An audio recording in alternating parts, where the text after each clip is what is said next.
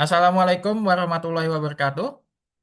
Yuk, Waalaikumsalam warahmatullahi Waalaikumsalam wabarakatuh. warahmatullahi wabarakatuh. Selamat. Kalau di sini pagi, kalau di sana sudah sore kali ya. Selamat selamat sore buat teman-teman di waktu Indonesia bagian timur. Eh, Perkenalkan, saya Taufik Muhammad Taufik Ridho dari UIN Sultan Taha Saifuddin Jambi. Saat ini sedang berada di Belanda untuk melaksanakan tugas belajar di Fakultas Ekonomi juga. Jadi pada kuliah kali ini saya akan menjelaskan materi. Jadi pada kuliah kali ini saya akan menjelaskan materi tentang pertemuan ketiga, yaitu mata kuliah manajemen portofolio dan analisis investasi syariah. Oke, sebelum perkuliahan dimulai, kita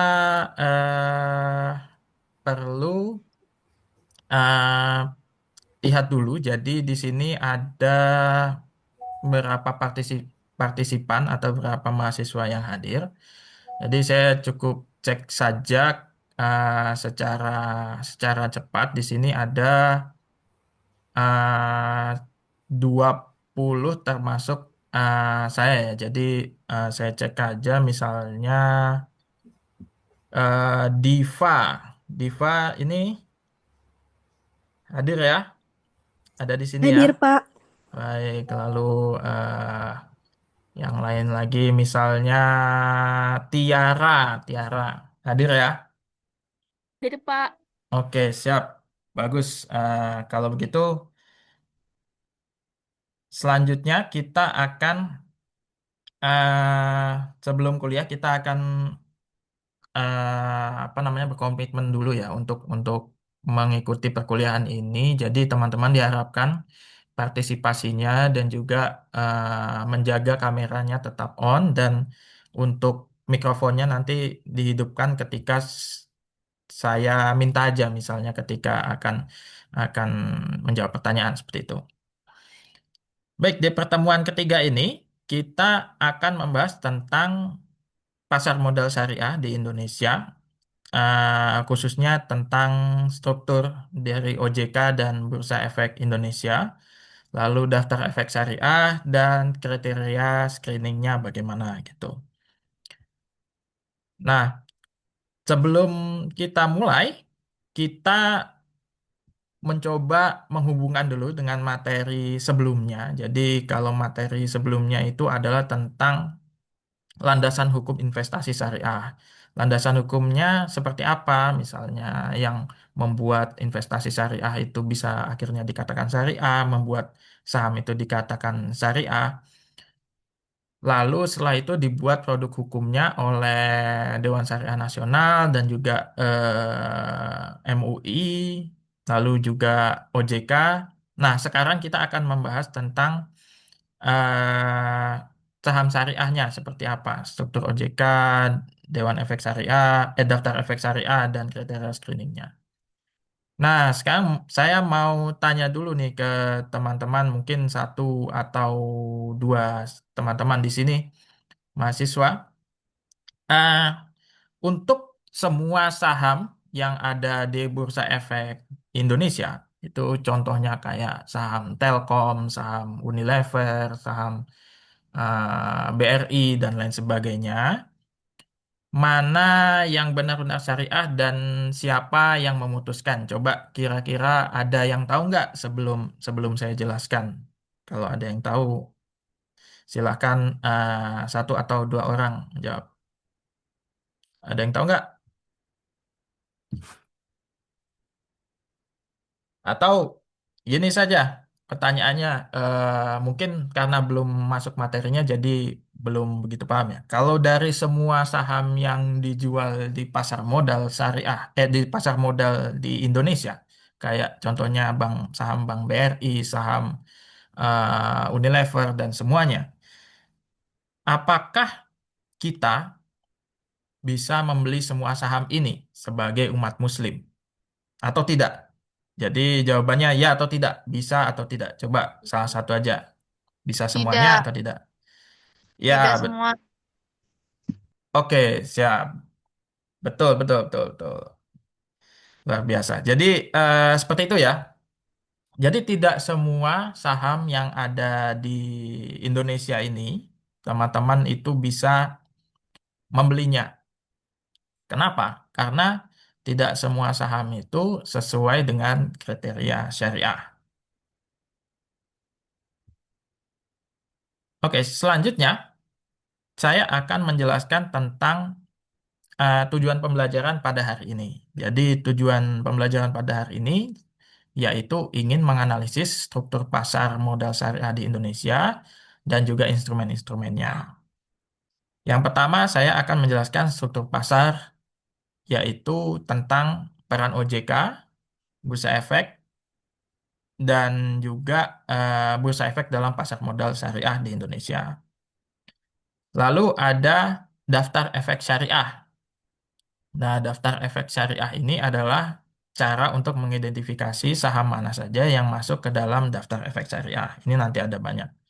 Dan yang terakhir yaitu tentang kriteria screening atau penyaringan dari daftar efek dari semua perusahaan-perusahaan yang menjual sahamnya di Indonesia. Mana saja yang berhak atau bisa dibeli oleh kita umat Muslim dan mana saja yang tidak bisa dibeli oleh kita umat Muslim karena tidak sesuai dengan prinsip syariah.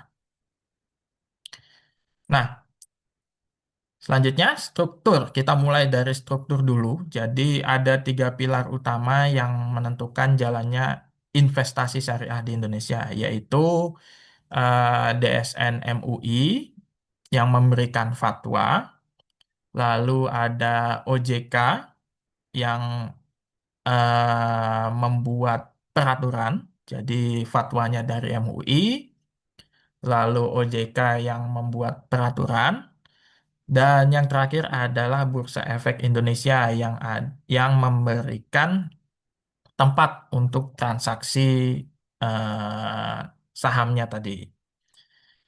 Nah, selanjutnya daftar efek syariah ini itu ada indeks-indeks yang isinya itu adalah saham-saham syariah. Jadi daftar efek syariah ini adalah semua saham yang diperbolehkan, yang tadi sudah disahkan oleh oleh MUI tadi, itu akan menjadi daftar efek syariah.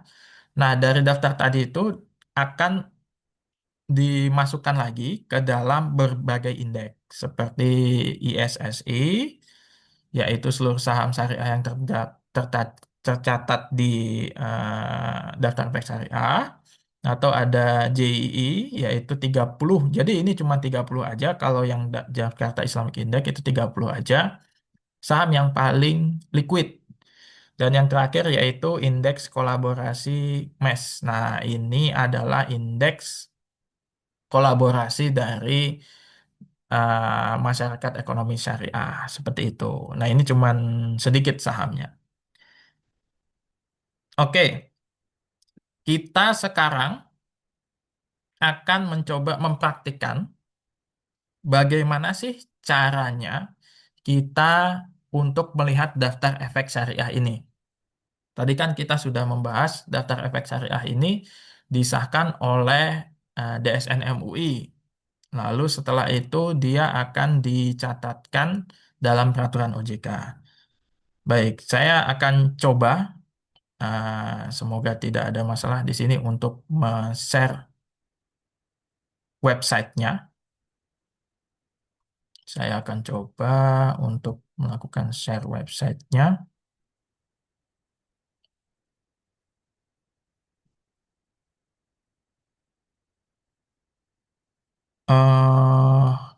Oke.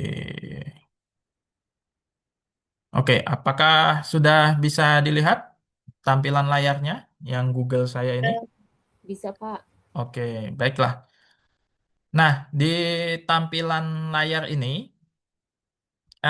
Kita kalau mau tahu daftar efek syariah seperti apa, isinya apa saja, itu kita bisa mengunjungi website OJK atau Otoritas Jasa Keuangan. Nah, di sini ada daftar efek syariah. Kalian bisa ketik di Google OJK daftar efek syariah, maka akan muncul link seperti ini. Kita pilih yang seperti ini, yang nomor 2 ini adalah daftar efek syariah. Setelah kita klik, nanti akan menuju ke dalam file. Nah, ini adalah file dari saham-saham yang masuk ke dalam daftar efek syariah di tahun 2026. Nah, dari saham-saham ini, coba saya minta untuk menyebutkan dari dua saham pertama yang masuk daftar efek syariah. Adakah yang mau menyebutkan di sini? Dua saham ini saja. Apa saja yang masuk daftar efek syariah? Saya coba lihat di sini misalnya saudari Tiara mungkin? Tiara bisa disebutkan? Apakah terlihat? Hmm, PT Bank Aladin Syariah dan Ya. PT Bank Muamalat Indonesia Tbk. Oke, ya, terima kasih. Ya, jadi contohnya di sini ada dua bank yang masuk ke dalam daftar efek syariah, yaitu Bank Aladin Syariah dan juga Bank Muamalat Syariah. Nah, ini adalah contoh-contoh dari daftar efek syariah. Baiklah, untuk selanjutnya, saya akan coba kembali ke slide-nya. Oke, seharusnya sudah kembali ke slide-nya. Ya, nah, tadi kita sudah mempraktekkan bagaimana cara melihat daftar efek syariah yang sudah tadi saya jelaskan. Selanjutnya, kita akan melihat bagaimana kriteria dari screening saham syariah itu seperti apa. Yang pertama ada dua tahap screening saham syariah, yaitu yang pertama yaitu bisnisnya, yang kedua yaitu screening keuangannya. Nah, kalau untuk screening bisnisnya ini gampangnya kita melihat apakah dia itu menjual produk-produk yang berbasis riba, misalnya jasa keuangan yang berbasis bunga dan juga bank yang berbasis bunga seperti itu, bukan bank syariah ya. Yang kedua yaitu dia melakukan kegiatan perjudian. Yang selanjutnya yaitu distribusi barang haram seperti minuman keras atau juga daging babi misalnya seperti itu yang diharamkan. Nah, itu tidak masuk dalam screening saham syariah. Dan yang terakhir yaitu jasa yang merusak moral atau bersifatnya mudarat. Nah, itu tahap bisnis. Yang kedua yaitu adalah tahap screening keuangan. Tahap screening keuangan ini kita melihat rasio ambang batasnya. Yang pertama yaitu ambang batasnya apakah rasio total utang berbasis bunganya itu kecil dari 45% dan pendapatan non syariahnya itu terhadap total pendapatannya kurang dari 10%.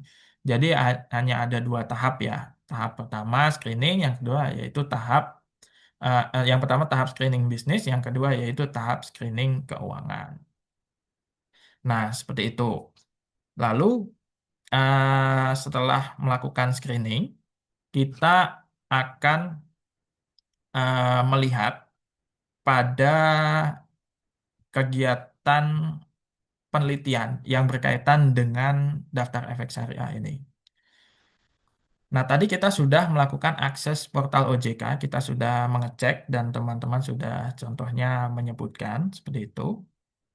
Lalu kita juga sudah membuka daftar efek syariah dan kita mungkin skip saja untuk mengamati perubahannya. Jadi perubahan ini bisa jadi dari satu periode ke periode lain, itu daftar efek syariahnya berubah. Nah, dari daftar efek syariah ini, penelitian terbaru itu memang lebih banyak meneliti tentang bagaimana pengaruhnya dari daftar efek syariah ini terhadap perilaku investasi di masyarakat Muslim. Jadi masyarakat Muslim ini bisa jadi mereka lebih menyukai saham-saham yang syariah karena mereka menganggap lebih aman dan juga lebih sesuai dengan syariah. Jadi banyak penelitian yang sudah meneliti tentang perilaku dari masyarakat Muslim dalam membeli saham-saham syariah. Saya juga melakukan sebuah penelitian tentang saham-saham syariah dan juga melihat apakah saham-saham syariah ini memiliki keuntungan yang lebih tinggi dibandingkan dengan saham konvensional. Dan ternyata saya tidak menemukan perbedaan yang signifikan. Artinya saham syariah dengan saham konvensional memang tidak memiliki keuntungan yang lebih baik. Jadi saham syariah mungkin keuntungannya tidak lebih baik, tetapi sama saja. Namun dari sisi religiusitas tentu saja kalau sebagai investor itu membeli saham syariah mereka akan merasa sudah lebih sesuai dengan nilai-nilainya. Nah, jadi seperti itu hasil penelitian terbaru dan juga penelitian yang saya coba untuk lakukan seperti itu. Nah, selanjutnya kita sebelum ditutup untuk pertemuan selanjutnya yaitu tentang tugas kelompok. Jadi nanti dari tugas-tugas ini silakan teman-teman kerjakan. Misalnya memilih satu indeks dari daftar efek syariah, bisa Jakarta Islamic Index atau dengan indeks lainnya yang tadi saya sudah contohkan. Yang kedua yaitu dipilih 5 saja saham yang memenuhi dari daftar efek syariah ini. Jadi saham-saham yang tercatat tadi identifikasi atau pilih ya, nggak bahasa mudahnya pilih saja dari indeks tadi, indeks yang sudah saya contohkan, bisa dari daftar efek syariah atau JII juga boleh, atau IDX MES BUMN juga boleh. Yang selanjutnya yaitu dipilih 5 saja dan dijelaskan kenapa lolos. Nah, jelaskan saja kalau lolos itu bisnisnya apa. Contohnya kayak Unilever, dia lolos karena bisnisnya itu menjual peralatan sehari-hari. Nah, kalau dari sisi keuangannya seperti apa? Lolos karena dia pasti berada di ambang batas rasio keuangannya 45%. Nah, setelah itu baru silakan eh, dibuat dalam PowerPoint dan di-upload ke dalam Google Form yang nanti akan disediakan seperti itu. Nah, kriteria penilaiannya itu berkaitan dengan kejelasan dari penjelasan kenapa lolosnya tadi, apakah penjelasannya itu sudah cukup jelas atau tidak. Yang kedua yaitu dari analisisnya dan dari kualitas diskusinya nanti seperti apa. Nah, teman-teman, saya rasa itu materinya dan untuk ringkasannya, pada hari ini kita sudah belajar tentang apa itu daftar efek syariah dan bagaimana uh, penggunaan atau bagaimana cara memakai mencari daftar efek syariah. Lalu uh, bagaimana cara memilih saham-saham yang syariah tadi berdasarkan daftar efek syariah tadi. Yang pertama, kalau kita ringkas strukturnya itu DSN MUI menetapkan prinsipnya, lalu OJK melakukan membuat regulasinya, dan Bursa Efek memfasilitasi. Dan yang kedua yaitu daftar efek syariah dan indeks itu adalah acuan untuk saham-saham syariah. Jadi ini bisa ISSI, JII, dan IDX, MES, BUMN 17. Nah itu contohnya. Dan screening ini ada dua tahap, yaitu seleksi bisnis dan juga seleksi keuangan. Oke, jadi materi hari ini seperti itu untuk penjelasan tentang daftar efek syariah. Nah, saya coba stop screen. Nah, sekarang saya minta teman-teman untuk menulis di kolom chat. Apa, tadi kan ada dua ya, tahap screening itu ada dua. Tahap screening saham syariah itu apa saja? Ada dua. Sebutkan, silahkan di kolom chat ada dua tahap screening tadi. Silahkan untuk diketik, nanti akan saya baca.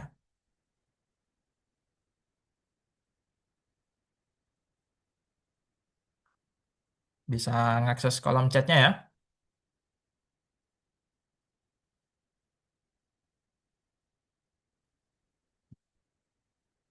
Cuman disebutkan aja tadi ada apa sama apa gitu.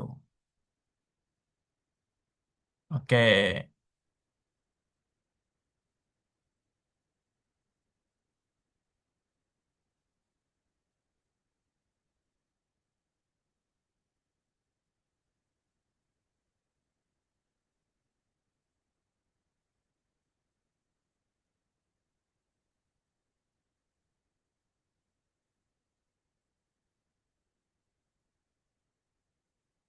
Oke, iya.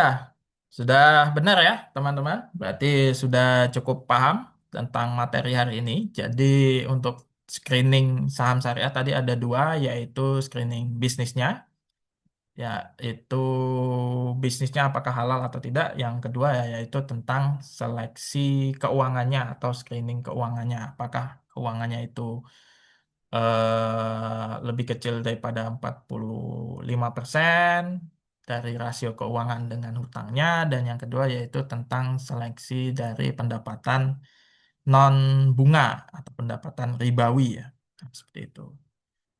Baiklah, saya kira seperti itu. Sebelum terakhir, sebelum saya menutup kegiatan perkuliahan kali ini, saya minta untuk satu orang menjelaskan, tidak perlu menjelaskan, singkat saja dari tiga, tadi kita kan ada tiga lembaga ya, tiga lembaga, yaitu yang pertama adalah lembaga yang membuat fatwa, yang kedua yaitu adalah lembaga yang membuat peraturan, dan yang ketiga yaitu lembaga yang melakukan eksekusi. Nah, saya minta mohon diringkas materi hari ini dari tiga lembaga itu, disebutkan saja tiga lembaganya itu apa saja. Ada yang mau? Satu orang mungkin?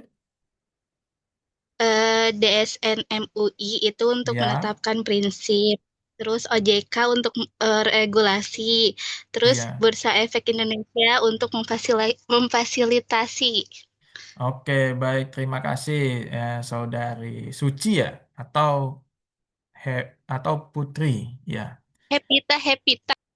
Oke, Hepita. Terima kasih Saudari Hepita untuk ringkasan materinya pada hari ini. Baiklah, teman-teman, saya rasa uh, sekian untuk hari ini. Teman-teman sudah belajar banyak tentang saham syariah. Sebelum saya tutup, saya mohon maaf apabila terdapat kesalahan atau kata-kata yang kurang pantas selama kegiatan hari ini. Kurang lebihnya, saya mohon maaf lagi. Saya akhiri, wassalamualaikum warahmatullahi wabarakatuh. Waalaikumsalam warahmatullahi Waalaikumsalam wabarakatuh. warahmatullahi wabarakatuh. Assalamualaikum warahmatullahi wabarakatuh.